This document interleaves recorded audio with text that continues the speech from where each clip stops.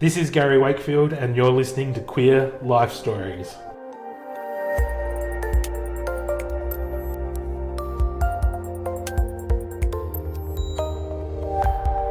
I'm joined today by a friend and colleague, Rianon. Rianon, did you want to introduce yourself? Hi, I'm Rianon. I'm 29 and I identify as bisexual.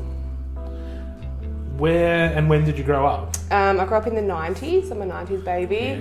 Yeah, mainly in Devonport and Sheffield. I grew up. It was just me and my mum, but a lot of aunties, uncles and cousins and my grandparents obviously as well. Me and my grandparents are really close. I spent a lot of time there growing up, and one of my cousins is like my best friend, so we're super close. When did you first discover your sexuality? I would have been about 20, I think. So for my whole teen years, I was attracted to males. I became friends with a lesbian couple and discovered I had feelings for one of the girls, and I was confused and had no idea what was going on, and that was probably when I first discovered I was attracted to the same sex.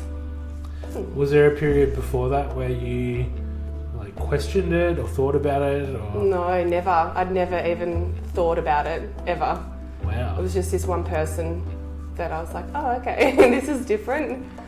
But yeah, through my whole teen years, never questioned it, never thought of it. It's always been Mum and I, and she's always been super supportive of everything I've done. And I remember going to her thinking, right, she's the right person to talk to. She's supported everything.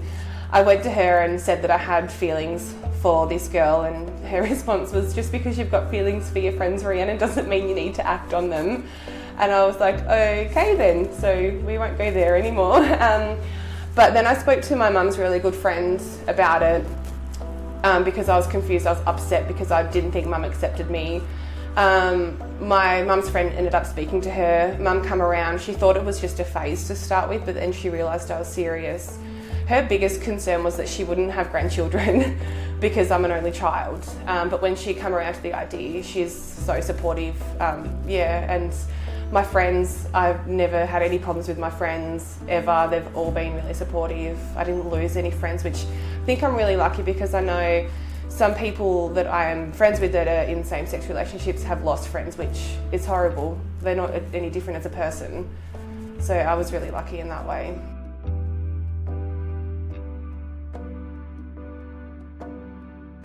My biggest kind of moment where I was the most proud of who I was, because I've never known my dad, my granddad and I were super close.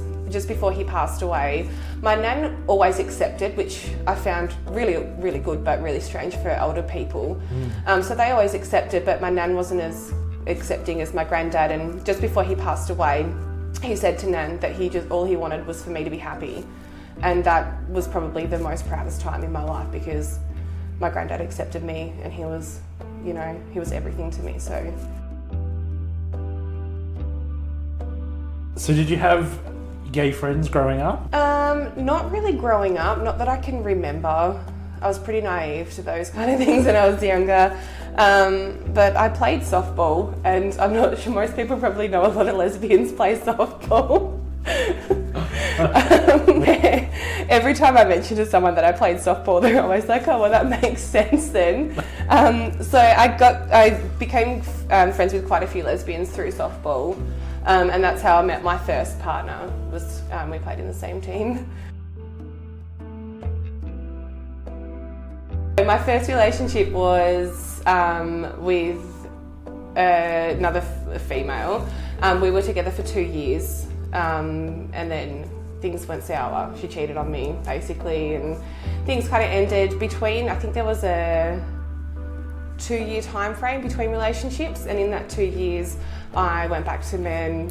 I slept with a few women, and then I met Jenna, and yeah, so it was very confusing. The 2 years between relationships was probably the most confusing time, because I just had no idea what I wanted.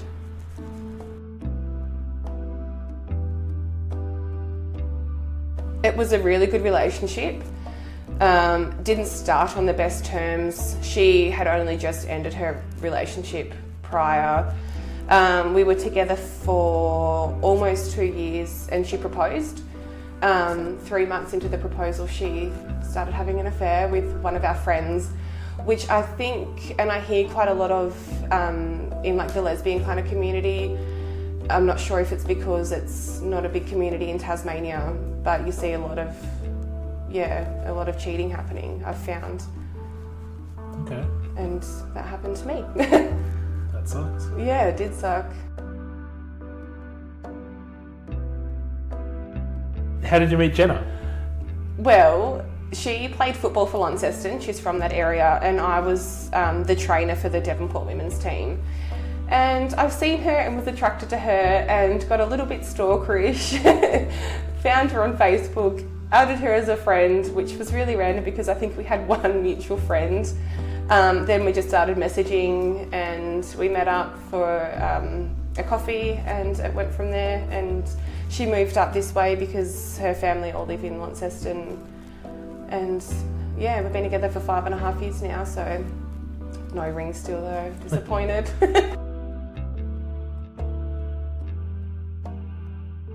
I'd always wanted to be a mum ever since I was younger. Jenna didn't want kids, so we compromised and had twins. So that worked out really well. We went through IVF using the donor program. I think we talked about it for a while, probably 2 years into our relationship. We got in contact with Tas IVF. They were excellent, sent us all the information, had some appointments with the doctors, and picked a couple of donors that we were given.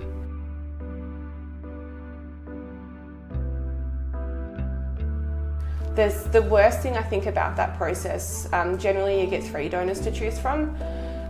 We only got 2 because one of them hadn't agreed to donate into a same-sex couple, which I respect everyone's decision and opinions. It was just kind of a little bit hurtful at the time, thinking there's people out there that don't think we should be able to have kids. We signed up with the donor program. I think there's about a 3-month cooling off period before you could attempt the insemination process. So as soon as that 3 months was up, we went down to Hobart, seen the IVF doctor. There's a bit of a process between getting scans and everything and making sure it's the right time. We had one attempt and unfortunately it failed. We waited 2 months, had another attempt. It was successful, but unfortunately the pregnancy didn't last and I miscarried. Not too far into it, but still enough to really hurt. Yeah. And then we waited another 2 months, and third time lucky, we got pregnant. Registering for the donor program was $800. Each attempt was $1,700. So, but all of the scans and everything in between were covered by the Tas IVF, and it was just paying each attempt at insemination, which at the price that you pay though, it's nothing when you've got your kids there. At the time you think, oh my gosh, this is so expensive, but then they're born and you don't really think about it anymore. Wouldn't change it for the world. No, definitely not. I was so nervous when I called Tas IVF because I thought, are they going to judge me? Are they going to be like, oh, we can't do that if you're a lesbian? They were amazing. They sent me everything I needed to know. I called them at any time. They always accepted everything basically. So I would just advise, if you want to do it, just call them. Just ring them and tell them what you want, and they're excellent. They really are.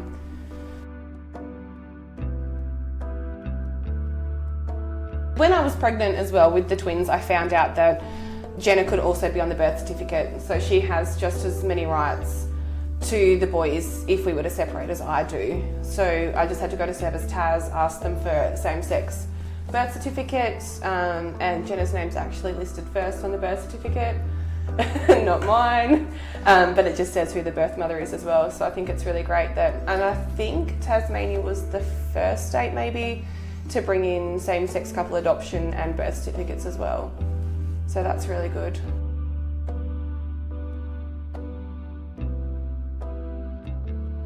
With the IVF process, we had to speak to a counsellor.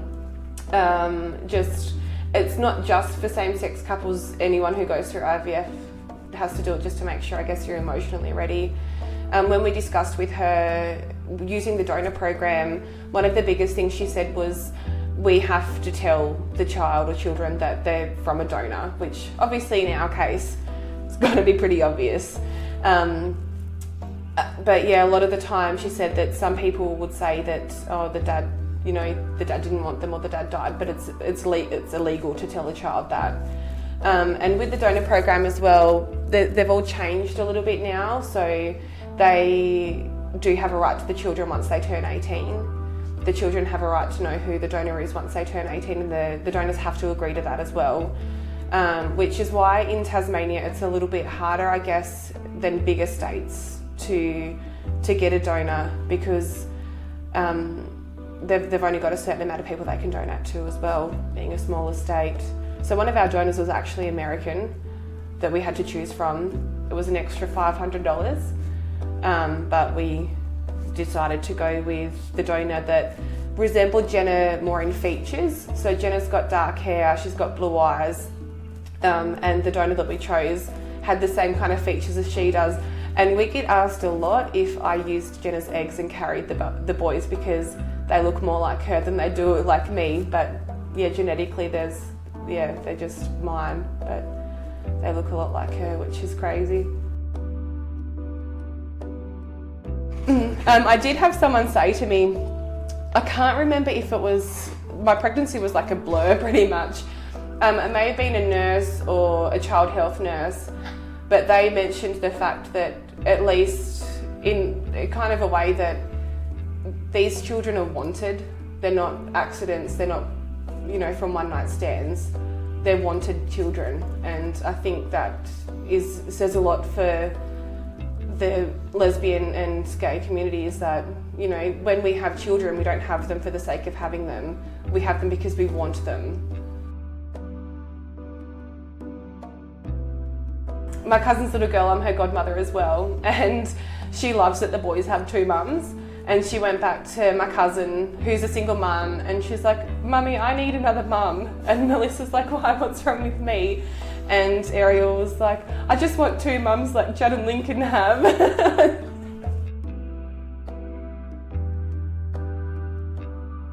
I've never really personally come across discrimination as such. I used to do party plan before I even thought about getting pregnant, when Jenna and I were together, and I was doing a party once and they were talking about same-sex couples having children, and one of the ladies there disagreed with it, didn't think it should happen because those children would get bullied at school.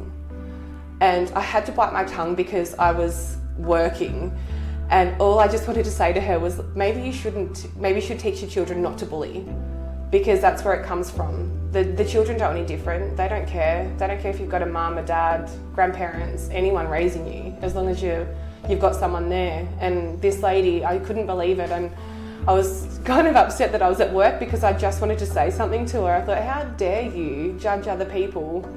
There's plenty of children in the world that are neglected by, mums, dads, anyone, and then you've got two loving parents and they're a same-sex couple. They could probably give kids a better life than, being neglected.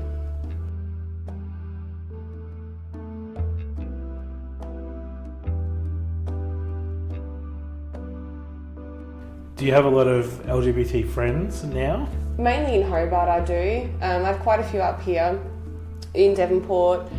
Being a mum and working basically full-time, I don't get to see a lot of them all the time, but we're all friends on Facebook. A lot of them have kids of their own now as well, which is excellent. But yeah, down in Hobart mainly, I have most of my friends are down there.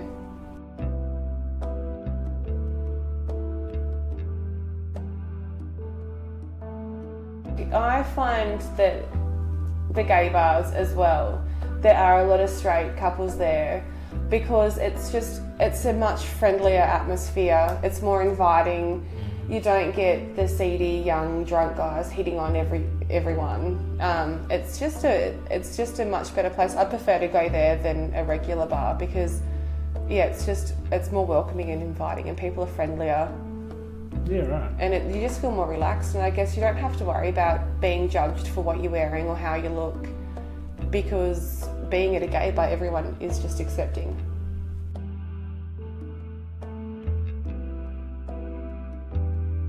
My other workplace, I was there for 8 years, and I was there when I came out. It was quite a funny story. I didn't tell them for a long time because I was probably embarrassed. Well, not, I wouldn't say embarrassed, that's probably not the right word. I was worried about what they would say and how they would think, if they would judge me.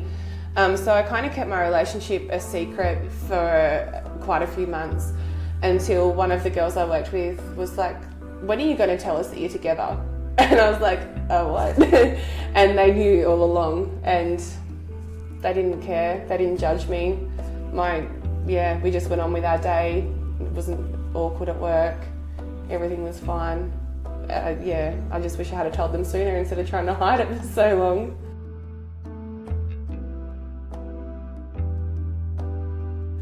I don't find it hard to tell people. I get awkward though when people refer to my partner as a he, or refer to the boys as having a dad.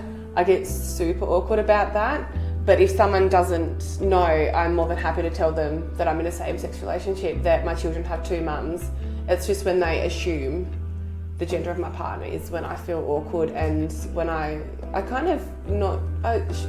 would say shy away from it a little bit, because if they're assuming that I'm with a male and that my kids have a dad, I worry that they're then going to judge me if I say, oh no, my partner's female. So I find it awkward and that a little bit challenging, but I'm lucky where I work. I'm lucky for the family and the friends that I have, so I don't think it really impacts.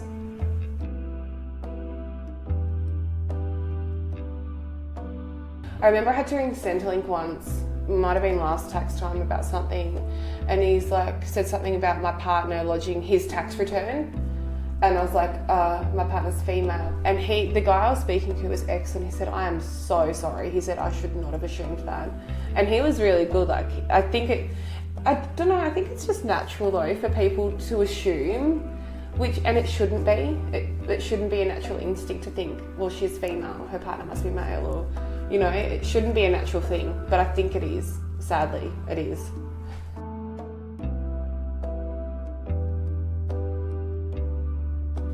I think there will always be progress that needs to be made. I think more like the community for younger people, as you get older, you get more comfortable in how you're feeling and everything like that. But I definitely think for, people in their late teens, early 20s that are just coming out, I definitely think there's progress that needs to be made for them. And, it's great that same-sex marriage is around, but I don't feel at times that Australia are 100% supportive of it. So I think there's always going to be progress that needs to be made. Do you have a final message for the listeners? Don't ever be afraid to be who you are. There will always be someone out there that will love you for who you are and support you. Brilliant. Thank you so much for your time. Thank you for having me.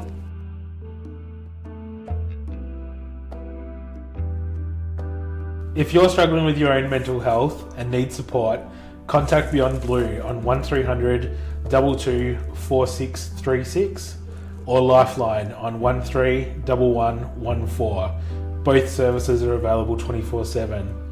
If you'd like to tell your story or share your experiences, or would just like to get in touch, please email us at queerlifestories@outlook.com, and you can find us on social media, Facebook, Twitter and Instagram.